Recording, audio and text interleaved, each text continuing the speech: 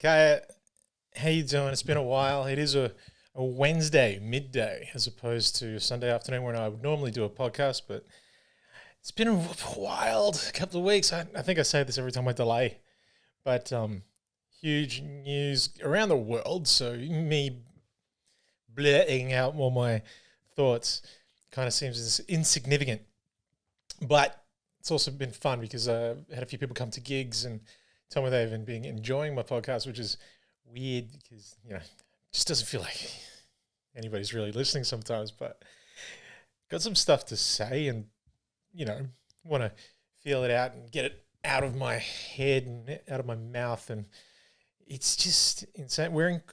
I'm in Queensland, and this is the morning where Queensland's had its first two COVID cases in a while, and there's these conflicting emotions because there's so many people shitting on Melbourne going through all this horrible stuff. And, I've got bits that I've, enjoyed doing about Melbourne, and I cancelled a gig. I was coming down to Sydney to do a gig on Twitch, which was going to be an internet live stream gig. Really looking forward to it on the 10th. I've just cancelled that due to the possibility of borders being closed, and it's just all happening at the moment. I'm watching the Victorian Premier, Daniel Andrews, right now is doing another live presentation. That guy, holy shit. I don't normally give a fuck about politicians or have any sort of empathy towards them, but the dude is dealing with so many cases flaring up, and on the broad scale of things from an Australian perspective, we don't have a lot to complain about comparatively to the rest of the world. We've got a few thousand cases that are in recovery. In a few weeks, they'll be gone, and flare-ups here and there. Two in Queensland. Several dozen in New South Wales. Like, the broad scale of things, we're doing pretty good. So, Derek, I believe this guy Daniel Andrews, I feel because how all of us have our own daily issues. You compartmentalize it. You break things down. You put things into perspective, right? This dude, I'm just trying to picture, like, every day he's had bad news for about 2 weeks now. And you're wondering what his thought process is at the moment. Everybody's worried about people in elderly care. And there was a baby in Victoria born with COVID. And I'm wondering where his mind is right now. Like, is he at that point where anything that's not awful news, he kind of takes as a win?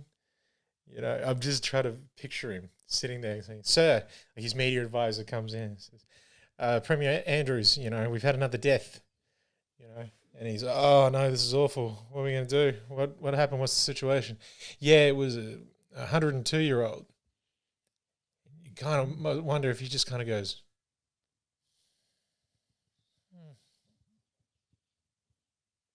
how much emotional drain, how emotionally drained am I going to be from, like, and not to be horrible, but there's got to be a point where you're just like, I can't give as much of a fuck about some things at this point. They're going to be like, oh, we've got a flare up in an aged care center and one in a daycare center, and what are we going to do about it? And they're like, oh, where are they? Oh, they're one's over here. How far away is that? 20 Ks, and this one's 20 Ks.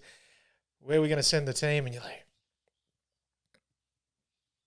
oh, the kids can't vote yet, so we'll fucking send them. I don't know how he would break this stuff down, but it's such such an amazing situation where I can feel empathy for a politician at this point in time. It's fucking with my head a bit, and a Victorian politician at that. But no, we're probably going to get our borders shut between Queensland and New South Wales. If I guessed that wrong, then I probably just missed out on a gig. But this second wave, we were warned about it. We can be prepared.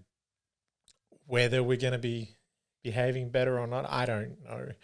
First COVID was really good to me. And a good friend of mine, Sammy Shah, always said comedy comes in peaks and troughs. And I wonder if I've peaked, because the first COVID was amazing. It still kind of is pretty good for me at the moment. I don't know if I'm equipped for a second one. I picked up drinking and I got off and I dropped my drinking habit in the first wave. Don't know if I'll be as successful the second time around. But as far as good things that have happened, ended up submitting uh, a treatment for a documentary series. So possibly my wife and I will be filming something pretty amazing, which is going to be fun because it's a documentary possibly about her entering the Mongol Derby, which I think I alluded to and I showed a bit of a teaser. Maybe I'll check it at the end of this for people that missed it. But, it's just another opportunity that's come up through COVID and through restrictions and opportunities to create content, because I was lucky enough that I already knew how to do it from home, whereas a lot of people are still kind of learning. And, we may get some good news. We may not. Don't know. But it was just another... Basically, the idea of her and I working together will be interesting because we took a quiz last night. And by quiz, she read about 10 questions off the internet. And we took turns answering, who's the funnier one out of the two of us, who's smarter and who's, more adventurous. And we're actually really good about it. I was surprised how well we were able to honestly look at it. There'd be a fraction of a second where we'd look at each other and be like, I don't want to give him too much of a compliment, or I don't want to shit on her too much. Probably the only one we kind of clashed over was who was more organized and who was smarter. Those were the two that we kind of took a second to look at each other and go, so I let her have the smarter, and she gave up and let me have the more organized. Now, I'm not saying my wife misconstrues messy and organized, right? She'll break things down to a system, absolutely, and take all the... Thing is, I move a lot quicker. I'm messier, but organized, absolutely. You should see my camera kit. My desk looks like a fucking shitstorm, but I know where everything is and I can get things done very quickly. I would classify that as organized. Maybe some people wouldn't, but working with her on a film would be really interesting, because as much as she respects structure and everything like that, and me as well, we both can be really good team leaders. There's just some dynamic that changes when it's me making the decisions. But hopefully we'll have some interesting news in the future regarding that. But I'll be back at the ABC at the end of this week. I'll be presenting Sunday evenings back on the radio, which is another great opportunity that's come out through COVID. No one died or anything like that, but I'm just sliding on in there, and going to be hosting radio just one night a week. Man, it's sweet. Get to work on other stuff. Comedy's back in Brisbane. Going to be at the Sit Down on Saturday night. The big paid room here in Brisbane, and that's going to be cool. It's been weird getting back on stage and trying not to talk about COVID, but I find if you have a different take on it, people tend to appreciate it. Man, holy shit! The Good Chat, the room that I pretty much use the most here in Brisbane. It was my favorite room in Brisbane. Good Chat Comedy Boys. They've decided to start charging, so it's become a pro room. And holy shit, you can see the difference, man. It's amazing. Like, people lock in, and the rooms, because of restrictions, it's half the capacity, but everyone's seated and everyone's invested, and it's such a huge difference to rowdy open mics where people just get up on stage and they don't give a fuck. It's also kind of fun to watch people that usually get up on stage and dick around. I'm not saying you shouldn't like test stuff and practice, but if you're just getting up there to fucking, for your mates to dare you and whoa, look how clever I am, fuck off. This room is not for you. And I love that that's filtering through and happening. Going to be heading down to Gold Coast soon. Just back gigging as regularly as possible, pending this new closure and this new flare up. I guess we'll just, like everyone else, we'll just ride that wave and see what happens. But yeah, it's all still COVID related, but it's so interesting. Clive Palmer, if you don't know, is this mining magnate, and he's trying to get the borders opened up in Western Australia for anybody that's listening that's not from Australia. Clive Palmer would be like, imagine if ivory hunters took the whole skeleton, not just the tusks, and left the carcass to rot in the sun for 2 weeks. That's kind of what Clive Palmer looks like. And he's a very wealthy man who's belligerent and rude and obnoxious, and he's trying to get the border restrictions of Western Australia lifted. And I'm not totally sure if it's to access anything other than to allow his workers or some business exchanges trucks. I don't really know if it's just for his own personal access, but essentially he might win a Supreme Court decision to make Western Australia drop its border restrictions. He's not particularly popular with Western Australia, and I love my home state. I do. They've done amazing with COVID to be all pretty much virus free. They get one every time somebody flies in, and they restrict that person, and they do the right thing. But I do want to kind of take a lot of my West Australians aside and kind of explain to them, hey, you know how you guys have done really well through the virus. It's not because you're really enlightened and vigilant and smart, and it's because you're 4,000 Ks away from everyone. Like, like I've got West Australian friends who are like looking at the New South Wales and Queensland border, and there's a lot of issues there, people living around it. And you just see West Australians kind of calculate, and they're like, "What? Why would you live on a border? Why is there fucking nothing but a truck stop there? Why would you live on a border?" Like, they just no concept, and it's hilarious because the vigilance, like essentially the huge buffer between the populated parts of Western Australia and the rest of the country was a massive advantage, and it's just don't get to these people that were shitting on Melbourne. I'm not going to say that I didn't. I definitely didn't tease them after the flare up because you kind of don't want that. But I shat on Melbourne in general. But you can't sit back and go, "Aren't we good? Look how good we've got it." These people that just want to protect your own patch and not give a fuck about other people. Because when it does come, when it does happen, I don't believe in karma, but there is some poetic justice to that. If the amount of effort you did to sustain this little bubble or this amazing hub that you have is simply just carry on, and actually you didn't put in any effort, you were just your circumstances were just fortunate.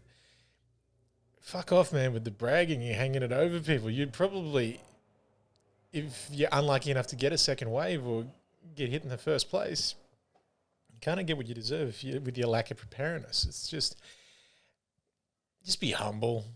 Don't skite over it, man. Don't be shitting on people. I'm still feeling for all those poor fuckers who got locked up in their apartment buildings where, Pauline was calling people drug dealers and all sorts of horrible shit. I don't know. I can't even remember what I said in the last podcast, but I definitely have done some comedy in between and regarding all this sort of stuff. And you just kind of feel like wondering if this person will ever go away. Pauline, Clive Palmer, fucking Murdoch, all these people that are genuinely, they're just these massive parasites. They just do suck the life out of a lot of things that are in and around them. I was wondering this the other day, like, I would never wish death upon anybody. And that's, there's not a big fucking dramatic thing to say, but there are a lot of people that say, "Oh, would they die?" They say horrible things about people they believe to be bad. I don't agree with that, but fuck, I'm all for celebrating when they do, though. Fuck, wouldn't it pop a cork, man? Don't wish death on anyone, but if you hate someone and they do, you fucking just go for it. Let loose. Still can't help but feel that Murdoch will be the first person to ever be able to download his consciousness, though. If anyone's going to be able to do it. I still can't believe he's married to Jerry Hall, man. She used to be so cool. She used to be so cool. She used to put up with Mick Jagger shit. That's just running a gauntlet, sleeping with that fucking dirty old dick in it. You're taking your life in your hands every time with that fella.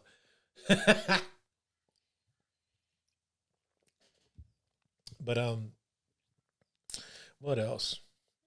Holy shit! Right. I'm really enjoying this. There's a debate going on right now. So, Australian media and music and production, it's been interesting. There's been a lot more inclusivity lately. Inclusiveness, sorry.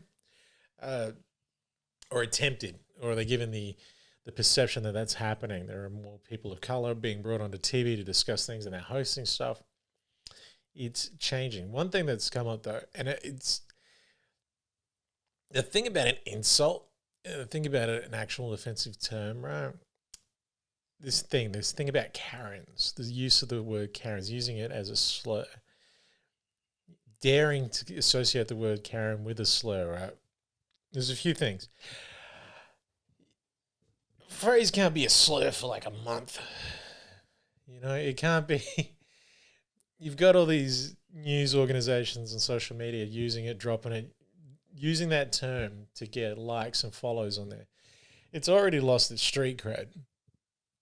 We're 45-year-old soccer mums are calling each other Karen but trying to do it all ghetto. It's just there's no sting in it. And the weirdest thing too, I was watching, apparently there are people named Karen who are standing up and saying, hey, not all Karens. It's hilarious, right? But the biggest hole I have found in this, right? There are women whose actual name are Karens who don't want to be lumped in with these fuckheads who walk in and demand to see the manager or wear masks and debate staff who are getting paid fuck all money to deal with your shit. But it's amazing. So you've got women who are perceived as Karens, which are entitled, loud, obnoxious, complaining women. And then you've got actual Karens, women whose names are Karen. And there's this whole debate about it. And what I find fascinating, right, is somebody who has had to battle stereotypes with this whole Karen thing. Somebody who has had to battle stereotypes my whole life. As an Indigenous man, I've had to battle those sort of stereotypes. Can I give you one hint or one tip, Karens, as far as battling that? If one of your stereotypes is that you complain a lot, don't go on TV and complain. Just a tip. You might be perpetuating the stereotype, whether you want to or not. And just a suggestion. It's not like I'm gonna, it is though. It's like anybody who's woke or anybody who's gets up on stage, whether it be politically or in entertainment industry, and tries to lecture the audience about what you should do, how you should act, and then it turns out, they keep a dungeon of little boys, but they're telling you about morals and shit. Just don't be a hypocrite. That's all. Just try not to be a hypocrite. Don't lecture on shit you're not schooled in. That's the best way to cover yourself. So if you're offended by being lumped in with this, really take a second. I don't know. If someone did insult me, whether I agreed with it or not, there's still a fraction of a second I would listen to the insult and run it through my head and be like, right, what are they trying to say? What are they insinuating? Whether it's good or bad or accurate. If somebody told me that I was, I've been told quite a few times I have a chip on my shoulder or I'm aggressive or anything like that. And then I'll listen to that and then I'll examine it and realize that person's a fuckwit. But you've got to take that time though. Take that fraction of a second to scan the insult or the statement about you to see if there's any truth. Because the thing with these people that do complain and just launch into these tirades at these poor fuckers in shopping centers, I don't think they've given a fraction of a second of thought to what has been said to them, their behavior or the circumstances that they're in. If you're literally the only person not wearing a mask in a place that says we'll only serve people that wear masks, you may be in the wrong. Whether you want to or not, it's beside the point. I'm all for questioning authority, at least examining situations, but these guys aren't doing it to fuck with your day.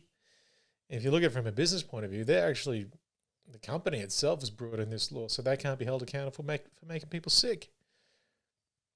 That's it. That's the simplest way to think about it. Fucking my rights. Ugh. God, I hope I never get caught saying that. Using that phrase. So the wife and I'll get off that. I'll get off those Karens and stuff because I don't know. It's been good. Times have been good.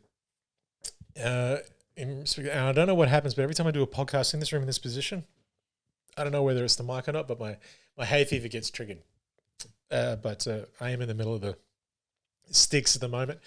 A school in the city of Logan, which is where I live.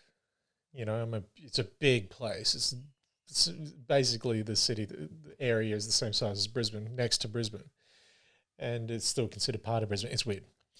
Has had a case just pop up, and I'm within 20k of it. So there's a part of me that feels like I should go and get tested. I think I might do it just for the experience. I haven't got any symptoms or anything like that. It's literally just hay fever from this mic, maybe. And I'm kind of looking forward to it. I don't know. I don't know why I'm looking forward to the experience. Just to maybe feel like I've done the right thing. I'm curious. I've never had anybody say they've been tested and it was a horrible experience. We are so lucky. A good friend of mine is a news reporter over in the US, and she caught COVID. She caught the US strain, man, not this pussy one we got. She went the proper US hardened gun toting COVID, and she got smashed, and had to pay $200 to get tested. Isn't that fucking insane? They've got just $200 to see if you've got something that is actually pulling down your country. Sorry, I'm back on COVID. I didn't mean to be. But I have found myself in a weird place right now because I am trying to write comedy. I was all set for this gig in Sydney and got a gig on Saturday night at the sit down, and I do not want to do old material. That's something I was kind of swearing by here, but now I'm going to be back in the pro room doing 20 minutes, and I'm worried I'm going to go back, you know, on my crutches of stuff that I know work.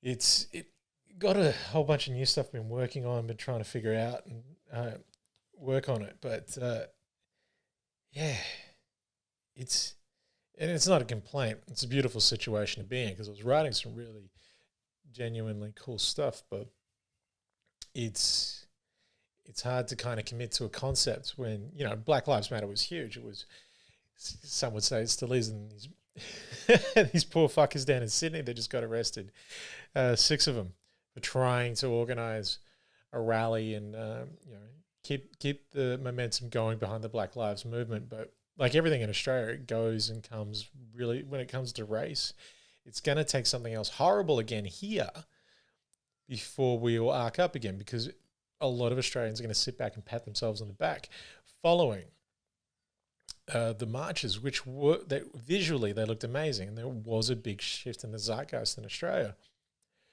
But we are going to need to kick up the ass again before we'll get that passion rolling again.